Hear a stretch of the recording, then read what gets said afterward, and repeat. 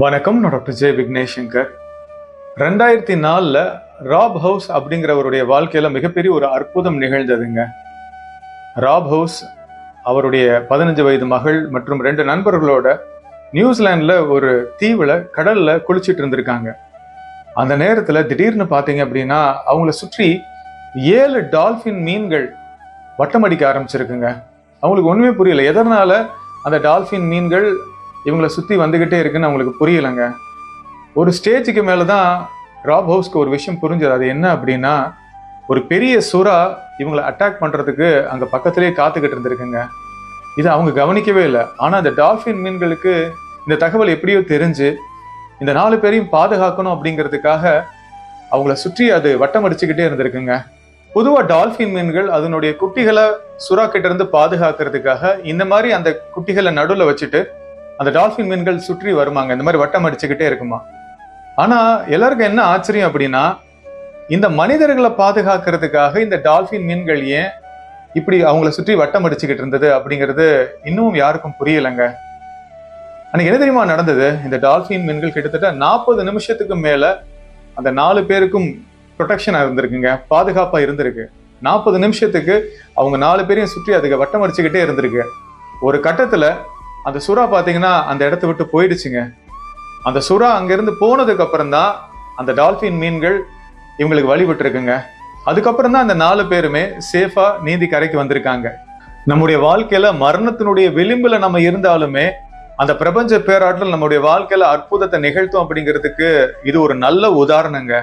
ரீசெண்டா ஜூம் கன்சல்டேஷன்ல ஒரு சகோதரரோட நான் பேசினேங்க. அவருடைய அனுபவத்தை என்கிட்ட பகிர்ந்துக்கிட்டாரு. அவருக்கு இளம் வயதிலே கிட்னி ஃபெயிலியர் ஏற்பட்டிருக்குங்க. அந்த நேரத்துல அவரை சுற்றி உள்ளவர்கள்லாம் இவர் ரொம்ப நாள் உயிரோடு இருக்க மாட்டாருன்னு தான் நினைச்சிருக்காங்க. ஆனா அந்த சகோதரர் நம்பிக்கை இழக்கலைங்க. அந்த சகோதரருடைய மனைவி, அம்மா எல்லாரும் பாத்தீங்கன்னா தீர்க்கமான இறை நம்பிக்கையோட இருந்திருக்காங்க. இதனால என்ன தெரியுமா நடந்தது? ஒரு பெஸ்ட் ஹாஸ்பிட்டல்ல கருணையுள்ளம் கொண்ட ஒரு மருத்துவரால் இவருக்கு ட்ரீட்மெண்ட் கொடுக்கப்பட்டிருக்குங்க. அந்த ட்ரீட்மெண்ட்லாம் அவர் எடுத்திருக்காரு, சர்ஜரி அண்டர்கோ பண்ணியிருக்காரு. இன்னைக்கு பாத்தீங்கன்னா அவர் பழையபடி ரெக்கவர் ஆகி நார்மலா அவருடைய அன்றாட வேலைகளை அவர் பார்த்துக்கிட்டு இருக்காருங்க. அந்த சகோதரர் என்கிட்ட சொன்ன இன்னொரு முக்கியமான தகவல் என்ன தெரியுமா? அவருக்கு இந்த உடல் ரீதியான பிரச்சனை வந்தவுடன் அவர் தன்னை முழுமையாக இறைவன் கிட்ட அர்ப்பணிச்சதா சொன்னாருங்க. ரொம்ப தீர்க்கமான நம்பிக்கையோடையும் அவர் இருந்தாராங்க. இதனால என்ன தெரியுமா நடந்தது? அந்த இறை சக்தி இவருடைய வாழ்க்கையிலையும் டால்பின் மீன்களை அனுப்பிச்சு இவரை பாதுகாத்ததுங்க. இவருடைய வாழ்க்கையில வந்த அந்த டால்பின் மீன்கள் யாரு தெரியுமா? இவருடைய மனைவி. அந்த காலகட்டங்கள்ல இவருக்கு ரொம்ப உறுதுணையா இருந்திருக்காங்க, நம்பி கழிச்சுக்கிட்டே இருந்திருக்காங்க. அதே மாதிரி இவருடைய அம்மாவுங்க, அவங்களுடைய ஒரு கிட்னியவே இவருக்கு தானமா கொடுத்திருக்காங்க. இவருக்காக எதையும் செய்ய அவங்க தயாரா இருந்திருக்காங்க. அவங்களுடைய அன்பு இவருடைய ரெக்கவரிக்கு ரொம்ப முக்கியமான காரணமா இருந்ததா சொல்றாரு. அது மட்டும் இல்லைங்க, அந்த மருத்துவர், அவங்களுடைய டீம், இவங்க எல்லாரும் தான் இவருடைய ரெக்கவரிக்கு ரொம்ப முக்கியமான காரணமா இருந்ததா அவர் சொல்றாருங்க. இன்னைக்கு அவருடைய குடும்பத்துல எல்லாருமே இறை பக்தியோட, நன்றி உணர்வோட அவங்க வாழ்க்கையை வாழ்ந்துகிட்டு இருக்காங்க. தனிப்பட்ட முறையில என்னுடைய வாழ்க்கையிலும் பல இக்கட்டான சிச்சுவேஷன்ஸ்ல இறைவன் இந்த மாதிரி டால்பின் மீன்கள் மூலமாக என்னை பாதுகாத்து மீட்டெடுத்திருக்காருங்க. உங்க வாழ்க்கையிலும் அந்த சர்வ வல்லமை படைத்த இறைவன் அற்புதங்கள் இந்த மாதிரி நிகழ்த்தி இருந்தார் அப்படின்னா அதை கீழே கமெண்ட்ஸ்ல மென்ஷன் பண்ணுங்க. ஏன்னா அது இன்னும் நிறைய பேருக்கு நம்பிக்கையை தருங்க. அவங்க வாழ்க்கை சூழ்நிலைகள்ல மாற்றங்கள் ஏற்படும், அற்புதங்கள் நிகழும் அப்படிங்கிற அந்த சிந்தனையை அவங்க வெளிப்படுத்துவாங்க.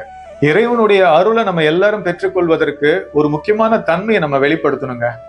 இறைவன் அதை தான் நம்ம கிட்ட எதிர்பார்க்கிறாரு. இதை உணர்த்துறதுக்கு ஒரு கதை உங்களுக்கு நான் சொல்லணும்னு நினைக்கிறேங்க. ஒரு 8th ஸ்டாண்டர்ட் கிளாஸ் டீச்சர் அவங்களுடைய ஸ்டூடெண்ட்ஸ் கிட்ட ஒரு தகவலை சொல்றாங்க. அவங்க பக்கத்துல ஒரு பெரிய பேக்ல நிறைய உருளைக்கிழங்குகள் போட்டு வச்சிருக்காங்க. அந்த ஸ்டூடெண்ட்ஸ் கிட்ட என்ன சொல்றாங்க அப்படின்னா, உங்களுக்கு யார் மேலெல்லாம் அதிகமான கோபம், வெறுப்பு இருக்கோ அவங்க பேரெல்லாம் நீங்க ஒவ்வொரு உருளைக்கிழங்குல எழுதுங்கன்றாங்க. மாணவர்கள் என்ன பண்றாங்க? லிஸ்ட் போடுறாங்க.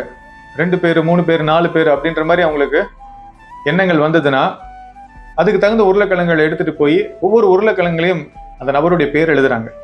சில பேர்லாம் பாத்தீங்கன்னா 10 உருளைக்கிழங்கு, 15 உருளைக்கிழங்குலாம் எடுத்துட்டு போறாங்க. ஏன்னா அவ்வளோ பேர் மேல கோபம், வெறுப்பு அவங்களுக்கு இருக்கு. இந்த மாதிரி செய்து முடிச்சவுடன் டீச்சர் மாணவர்கள் கிட்ட என்ன சொல்றாங்க அப்படின்னா, நீங்க உருளைக்கிழங்குல பேர் எழுதி நீங்க பாருங்களேன், அந்த உருளைக்கிழங்கு எல்லாத்தையுமே உங்க பேக்குள்ள போட்டு வச்சுக்கோங்க, உங்க ஸ்கூல் பேக்குள்ள போட்டு வச்சுக்கோங்கன்றாங்க. அடுத்த 10 நாளைக்கு அதை நீங்க தொடவே கூடாது, அது அப்படியே தான் இருக்கணும் அப்படின்றாங்க. மாணவர்களும் சரின்னு சொல்லிடுறாங்க. 1 நாள் ஆகுது, 2 நாள் ஆகுது, 3 நாள் ஆகுது. அடுத்த சில நாட்கள்ல பாத்தீங்கன்னா துர்நாற்றம் அடிக்க ஆரம்பிக்குதுங்க. உள்ள பாத்தீங்கன்னா பேக்ல எல்லாம் அந்த உருளைக்கிழங்கு ஒட்ட ஆரம்பிக்கிறது, பிசு பிசுன்னு போயிருது, புக்ஸ்ல எல்லாம் ஒட்டிக்குது. மாணவர்களுக்கு என்ன பண்ணணும்னே தெரியலங்க. ரொம்ப பேட் ஸ்மெல் வர ஆரம்பிக்குது. 10வது நாள் அந்த கிளாஸ் டீச்சர் மாணவர்கள்கிட்ட இன்ஸ்ட்ரக்ஷன் கொடுக்குறாங்க, உங்க பேக்ல இருக்கிற அந்த உருளைக்கிழங்குகள் எல்லாம் எடுத்து குப்பையில போடுங்க அப்படின்னு. அந்த மாணவர்களும் ரொம்ப சந்தோஷமா போய் அந்த உருளைக்கிழங்குகளை குப்பையில தூக்கி போடுறாங்க. ஒரு பெரிய ரிலீஃப் அவங்களுக்கு கிடைக்குதுங்க.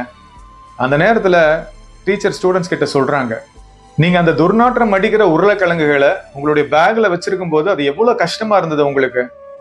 அந்த மாதிரிதான் மற்றவர் மேல் நீங்க கோபத்தையும் வெறுப்பையும் உங்களுக்குள்ள வச்சுக்கும் போது உங்களுடைய மனமும் துர்நாற்றம் அடிக்கிற சாக்கடை மாதிரி ஆயிடும். அதனால யார் மேலேயும் நீங்க கோபத்தையும் வெறுப்பையும் நீங்க கொண்டு வரக்கூடாது. எல்லாரையும் மன்னிக்கக்கூடிய ஒரு தன்மையில நீங்க வாழும் போதுதான் உங்க வாழ்க்கையில மன அமைதியோட நீங்க இருக்க முடியும் அப்படின்னு இருக்காங்க. ஆமாங்க, இறைவனுடைய அருளை நம்ம பெற்றுக்கொள்வதற்கு நம்ம செய்ய வேண்டிய ரொம்ப முக்கியமான விஷயம் என்ன தெரியுமா? மனசுக்குள்ள கோபம், வெறுப்பு, காழ்ப்புணர்ச்சி இதெல்லாம் நம்ம வச்சுக்க கூடாதுங்க. சக மனிதர்களை மன்னிக்கக்கூடிய ஒரு தன்மையில நம்ம இருக்கும் போதுதான் அந்த இறைவனுடைய அருளை பெற்றுக்கொண்டு சூழ்நிலைகளை நம்மளால மாற்றத்தை கொண்டு வர முடியுங்க. இன்னைக்கு இந்த வீடியோக்கான கண்டென்ட்டை நான் யோசிக்கும் போது இறைவன் எனக்குள்ள உணர்த்தினாருங்க, இந்த தகவலை உங்ககிட்ட பகிர்ந்துக்கணும் அப்படின்னு. இந்த வீடியோ பாக்குறவங்க எல்லாருக்கிட்டையும் தாழ்மையா ஒரு விஷயத்த நான் கேட்கறேங்க. உங்க வாழ்க்கையிலும் உங்களை இரிட்டேட் பண்ற மாதிரி, உங்களை காயப்படுத்துற மாதிரி நபர்கள் இருந்திருப்பாங்க, இன்னும் இருக்க கூட செய்வாங்க. தயவு செய்து ஆத்மார்த்தமா அவங்களை மன்னிங்க. நீங்க எதிர்கொள்ற சூழ்நிலை, ஏன் உங்களை இரிட்டேட் பண்ற மனிதர்களோட அந்த சர்வ வல்லமை படைத்த இறைவன் தான் எனக்கு வேணுங்கிற ஒரு மன உறுதியோடு இருக்கும்போது மன்னிப்பு தானா உங்களுக்குள்ள நடக்குங்க. அந்த நபர்களுடைய அறியாமையை பாருங்களேன். உங்களுக்கு இறைவன் தான் யாருன்னு தெரியும், அவருடைய மகத்துவம் என்னன்னு புரியும், அவருடைய அன்பை நீங்க உணர்ந்திருக்கீங்க. இதெல்லாமே உங்களை காயப்படுத்துறவங்களுக்கு தெரியாதுங்க. அப்படி இருக்கும்போது அவங்க மேல உங்களுக்கு அனுதாபம் தாங்க வரணும். அதே மாதிரி இறைவன் இன்னொரு தகவல் உங்ககிட்ட பகிர்ந்துக்க சொன்னாருங்க. ஒவ்வொரு நாளும் காலை நீங்க எழுந்தவுடன் நீங்க ஒரு பிரார்த்தனை பண்ணணுங்க. அது என்ன பிரார்த்தனை தெரியுமா? Self forgiveness. உங்களை நீங்க மன்னிக்கணுங்க. நமக்குள்ள நம்மள அறியாம நிறைய அவமானம், குற்ற உணர்வு இருக்குங்க. இதனாலதான் நிறைய பேர் வாழ்க்கையில அடுத்த கட்டத்துக்கு போக முடியாம அவங்க வாழ்க்கையில நிறைய தடைகளை ஃபேஸ் பண்றாங்க. அதனால ஒவ்வொரு நாளும் காலையில எழுந்தவுடன் நீங்க ஒரு விஷயத்த உங்களுக்குள்ள உணரணுங்க. நான் இறைவனுடைய குழந்தை, நான் இறைவனுடைய அம்சம், நான் சக்தி வாய்ந்த ஆன்மா. மனிதர்கள் என்னை பற்றி பேசுறது, நடந்துக்கிற விதத்தை வச்சு என்ன நான் ஜட்ஜ் பண்ண மாட்டேன். நான் என்ன ஆத்மார்த்தமா மன்னிக்கிறேன். என்னோட ஈகோல இருந்து நான் இன்னைக்கு செயல்பட மாட்டேன் அப்படிங்கிற ஒரு உறுதிமொழி நீங்க எடுங்க ஒவ்வொரு நாளும் காலையில. அந்த இறைவனுடைய வழிகாட்டுதல் உங்களுக்கு ஒவ்வொரு நொடியும் அன்னைக்கு கிடைக்க ஆரம்பிக்குங்க. சூழ்நிலைகள் மிகப்பெரிய மாற்றங்கள் வரும். எப்படி டால்பின் மீன்கள் மூலமாக இறைவன் அந்த 4 பேரையும் கடல்ல காப்பாத்தினாரோ அதே மாதிரி இறைவன் உங்க வாழ்க்கையிலும் அற்புதங்களை நிகழ்த்துவாருங்க. உன் வாழ்க்கையில் நீ நினைத்து பார்க்க முடியாத அளவிற்கு அதிசயம் நிகழப் போகிறது. உன் வாழ்க்கை ஒளிமயமாக மாறும் என்று இறைவன் கூறுகிறார். இந்த வீடியோவை லைக் பண்ணி ஷேர் பண்ணுங்க. என்னோட YouTube channel doctor Vignesh Shankar நீங்க சப்ஸ்கிரைப் பண்ணுங்க. நன்றி.